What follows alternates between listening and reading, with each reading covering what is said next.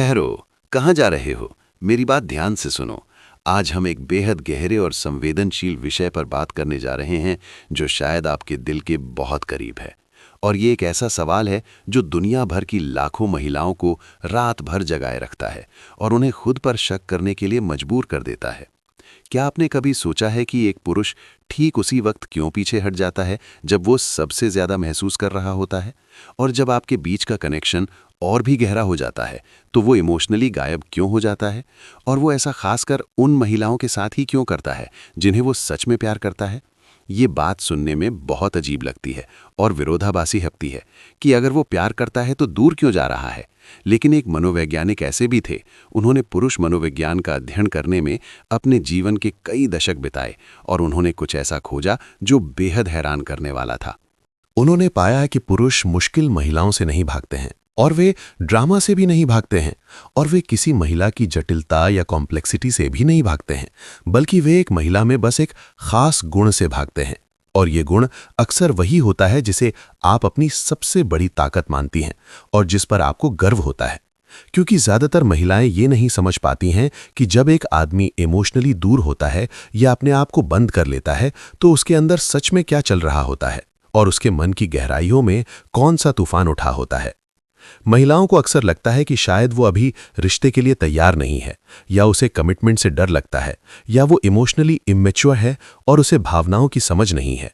लेकिन उन्होंने इसके पीछे के गहरे मनोवैज्ञानिक सच को पहचाना और बताया कि जो आदमी आपसे गहरा प्यार करता है वो इसलिए पीछे नहीं हटता क्योंकि वो दिल का ठंडा है या रिश्ते के लिए तैयार नहीं है, बल्कि वो इसलिए दूर जाता है क्योंकि आप अनजाने में ही सही पर उसका सामना उस चीज से करा देती हैं जिसे उसने अपनी पूरी जिंदगी अपनी नजरों से छिपाकर और दबाकर रखा है। जब आप उसके जीवन में आती हैं तो आप उसके अंदर एक ऐसे मनोवैज्ञानिक मैकेनिज्म को एक्टिवेट कर देती हैं जिसे उन्होंने एक पुरुष के जीवन का सबसे खतरनाक और डरावना पल कहा था। और यही वो पल है जब वो फैसला लेता है कि उसे सामना करना है या भागना है। और यहां सबसे दुख की बात यह है कि आपने आज तक जो भी रिलेशनशिप की तकनीकें सीखी हैं या जो भी सलाह आपने अपनी सहेलियों या इंटरनेट से ली वो चीजों को और खराब कर देती है। जैसे कि लोग कहते हैं कि उसे स्पेस दे दो या आप थोड़ी मिस्टीरियस बन जाओ या उसे आपको चेस करने दो ताकि उसकी दिलचस्पी बनी रहे। ये सब सलाह पूरी तरह से गलत साबित होती है क्योंकि किसी ने आपको डीप साइकोलॉजी या इंसानी दिमाग की गहराइयों का सच नहीं बताया कि जब वो आप जैसी किसी खास महिला से मिलता है तो उसके सबकॉन्शियस यानी अवचेतन मन में क्या चलता है। उन्होंने खोजा कि कुछ महिलाओं में एक ऐसा खास गुण होता है जिससे पुरुष अनजाने में डरते हैं और घबराते हैं। इसलिए नहीं कि वो गुण बुरा है या गलत है, बल्कि इसलिए कि वो गुण इतना शक्तिशाली और इतना पवित्र है कि वो उस आदमी को अपने अंदर के सच का सामना करने पर मजबूर कर देता है। और ज्यादातर पुरुष अपने खुद के सच का सामना करने के लिए तैयार नहीं होते हैं। आपको ये बहुत गहराई से समझना होगा कि जब आप अपनी इमोशनल ऑथेंटिसिटी यानी अपनी भावनाओं की सच्चाई दिखाती हैं और जब आप बिना किसी मुखौटे के उसके सामने आती है तो वो उसे डराती है। और जो आपको अपनी कमी लगती है कि शायद मैं बहुत ज़्यादा भावुक हूं या मैं बहुत ज़्यादा इंटेंस हूं, वो असल में आपकी सबसे बड़ी पावर है और आपकी सबसे बड़ी शक्ति है। इसलिए मैं चाहता हूं कि आप बहुत ध्यान से सुनें क्योंकि अगले कुछ समय में आप ये समझेंगी कि उनके पर्सपेक्टिव के हिसाब से इमोशनल इंटेंसिटी पुरुषों में दूरी क्यों पैदा करती है और क्यों आपका सच्चा प्यार ही उसे डरा रहा है। आप एक ऐसी तकनीक भी सीखेंगी जो सब कुछ बदल देगी और आपको एक नई नज़र देगी। लेकिन मैं आपको पहले ही सावधान कर दूं कि ये नॉलेज और ये ज्ञान थोड़ा तकलीफदेह हो सकता है क्योंकि आपको ये एहसास होगा कि वो आपसे नहीं भाग रहा है और ना ही वो आपके प्यार से भाग रहा है, बल्कि वो उस आदमी से भाग रहा है जो उसे आपके साथ रहने के लिए बनना पड़ेगा। वो अपनी खुद की इमोशनल गहराई से भाग रहा है जो आप उसके अंदर बाहर लाती हैं और जिसे वो अब तक दबाता आया है। इसमें एक बहुत बड़ा विरोधाभास है जिसे पैराडॉक्स कहते हैं कि आप जितनी ऑथेंटिक होती हैं और जितना आप अपना असली रूप दिखाती हैं और जितना आप सच बोलती हैं उतना ही आप उसे उसके अधूरेपन का सामना कराती हैं। उन्होंने इसे रिफ्लेक्शन ऑफ द अनकॉन्शियस कहा था, यानी अवचेतन मन का प्रतिबिंब। आप उसे वो सब वापस रिफ्लेक्ट करती हैं या आईने की तरह दिखाती हैं जो उसने अपने अंदर इंटीग्रेट नहीं किया है या जिसे उसने अपने व्यक्तित्व का हिस्सा नहीं बनाया है। और यही वो असली वजह है कि वो आपसे दूरी बनाता है।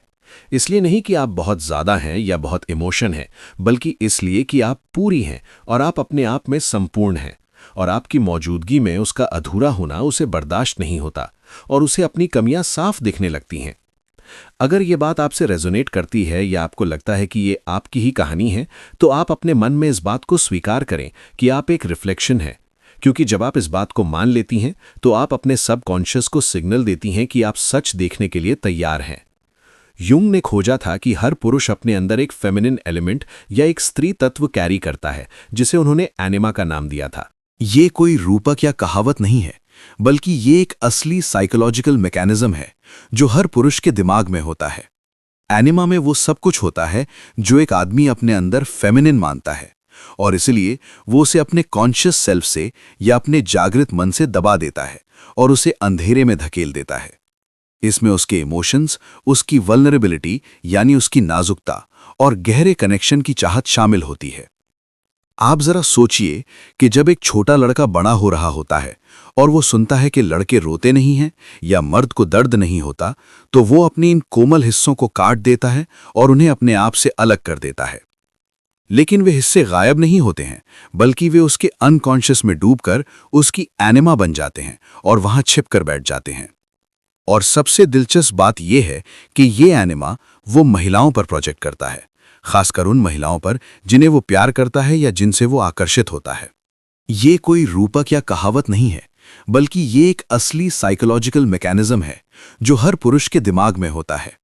एनिमा में वो सब कुछ होता है जो एक आदमी अपने अंदर फेमिनिन मानता है, और इसलिए वो उसे अपने कॉन्शियस सेल्फ से या अपने जागृत मन से दबा देता है और उसे अंधेरे में धकेल देता है।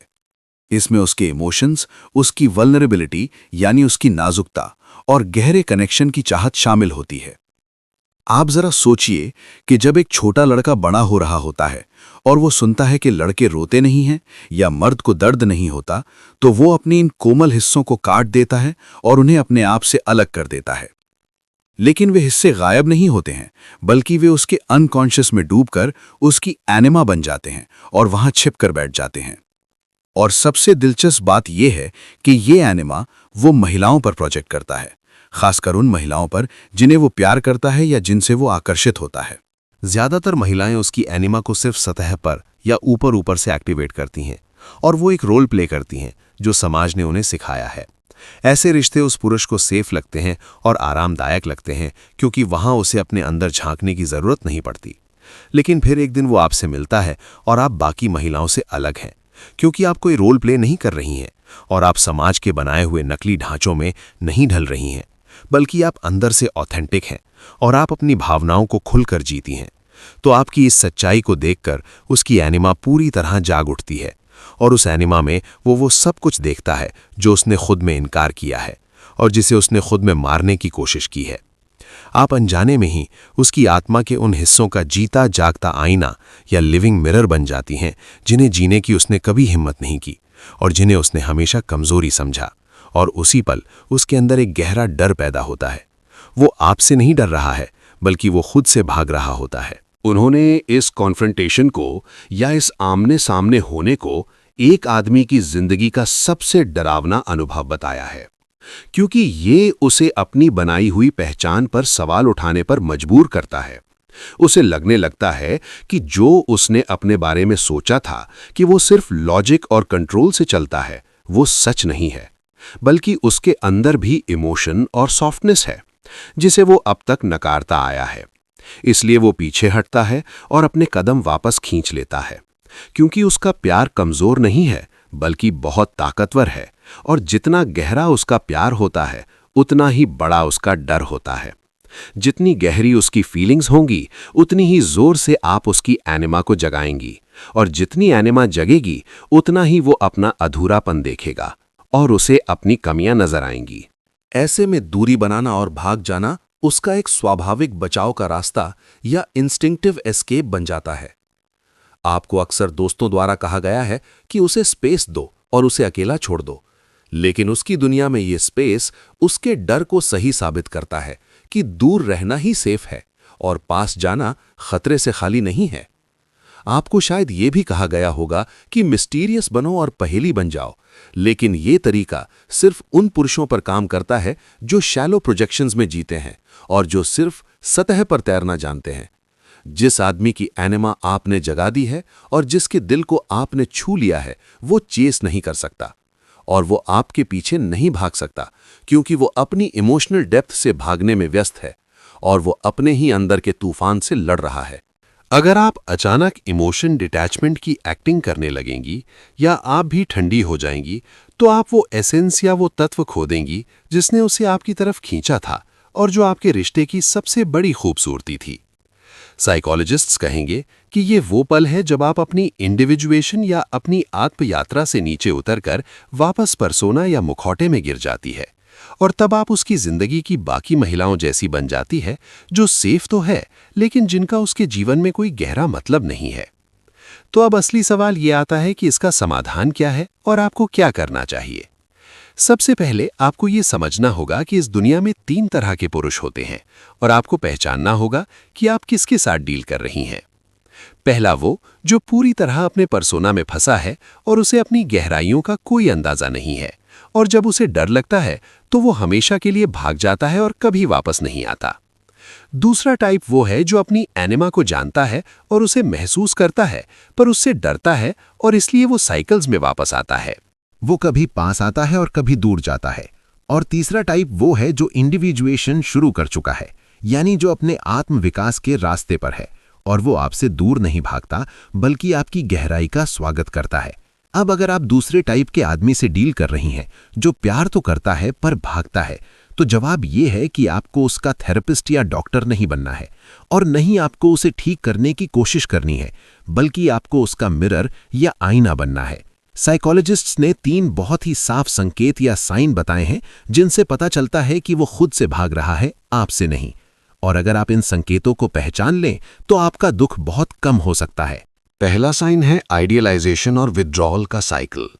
वो शुरुआत में आपको बहुत आइडियलाइज करेगा और कहेगा कि आप दुनिया में सबसे अलग है और उसने आप जैसा किसी को नहीं देखा, और फिर अचानक बिना किसी स्पष्ट कारण के वो कोल हो जाएगा और ठंडा पड़ जाएगा, क्योंकि उसकी प्रोजेक्शन बहुत इंटेंस हो गई है। अगर वो बार बार वापस आता है और फिर दूर जाता है, तो इसका मतलब है कि वो सबकॉन्शियसली अपनी एनिमा को इंटीग्रेट करना चाहता है, पर उसे रास्ता नहीं मिल रहा। दूसरा साइन है इमोशनल ओवरलोड।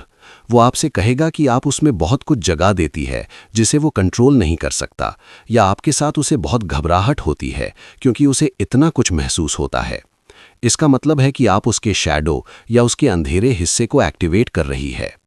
और तीसरा साइन है क्लोजनेस और रिट्रीट का साइकिल। वो आपके बहुत करीब आता है और आप दोनों के बीच सब कुछ बहुत अच्छा होता है, और फिर अचानक वो शैलो हो जाता है और उसकी बातें बहुत सतही हो जाती है। वो दरअसल ये चेक कर रहा होता है कि क्या आप उसके परसोना या उसके बाहरी दिखावे को एक्सेप्ट करेंगी, या आप उसकी होलनेस या उसकी संपूर्णता को प्यार करेंगी।